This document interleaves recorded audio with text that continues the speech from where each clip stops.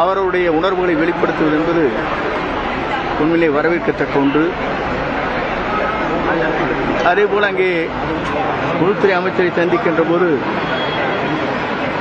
அங்கே ரயில்வே துறை அமைச்சர் அவர்கள் அங்கே வருகின்றார்கள். அவடத்தில் ஈரோட்டில் புறப்படுகிற நம்முடைய எக்ஸ்பிரஸ் ஏற்காடு அங்கே முதலில் இருந்த நேரம் 10 மணி அளவிலே புறப்பட்ட நேரம் ஒன்று. ஆனால் அது இப்போது முன்கூட்டியே செல்வதன் காரணமாக அங்கே பொதுமக்கள், வியாபாரிகள், மாணவர்கள் செல்வது கொஞ்சம் கடினமாக இருக்கிறது. காலை 3 மணி அளவிலேயே இங்கே சென்னை சென்று விடுகிறது. அந்த நேரத்தை நீங்கள் மாற்றினால் பெரும் உதவியாக இருக்கும் என்று நான் சொன்னேன். அப்போது அவர் உள்துறை அமைச்சர் அவருடைய லான்ச்சிலே இருக்கின்ற போது, தனியாக இருக்கின்ற போது அதை சொன்னவுடன் அதை குறிப்பிட்டு தாருங்கள் என்று சொன்னார்கள். அதை பரிசீலிப்பதாக சொன்னார்கள். மக்கள் பணி அனைத்தும் செய்வதற்கும், இயக்கம் வலிவு பெறுவதற்கும் உங்கள் அனைவரோடு ஒத்துழைப்போடு அந்த பணிகளை தொடர்ந்து ஆற்றுவேன் என்பதை மகிழ்ச்சியோடு தெரிவித்துக் கொள்கிறேன். நன்றி.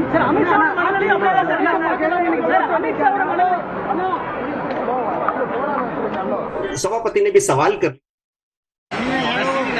முதலில் நன்றியும் நான் தெரிவித்துக் கொள்கிறேன். நேற்றைய தினம் நான் பயணம் செய்கிற போது ஹரித்வாரம் செல்கிறேன் என்ற இடத்திலே கூறிவிட்டு சென்றேன்.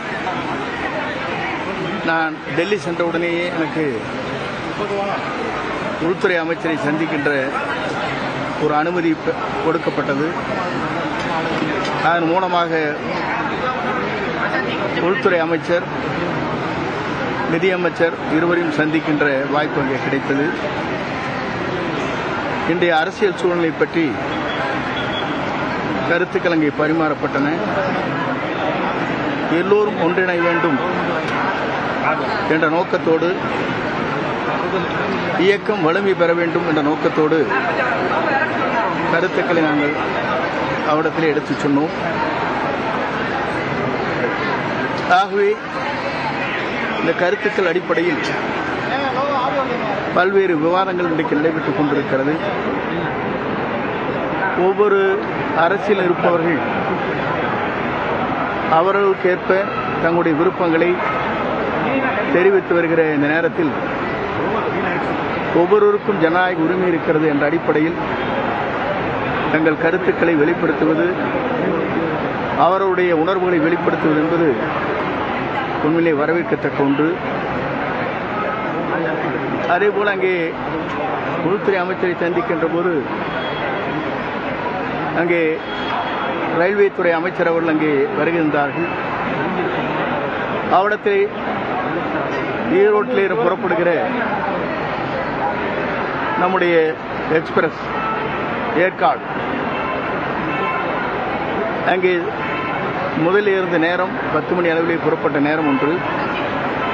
ஆனால் அது இப்போது முன்கூட்டியே செல்வதன் காரணமாக அங்கே பொதுமக்கள், வியாபாரிகள், மாணவர்கள் செல்வது கொஞ்சம் கடினமாக இருக்கிறது. காலை 3 மணி அளவிலேயே இங்கே சென்னை சென்று விடுகிறது. அந்த நேரத்தை நீங்கள் மாற்றினால் பெரும் உதவியாக இருக்கும் என்று நான் சொன்னேன்.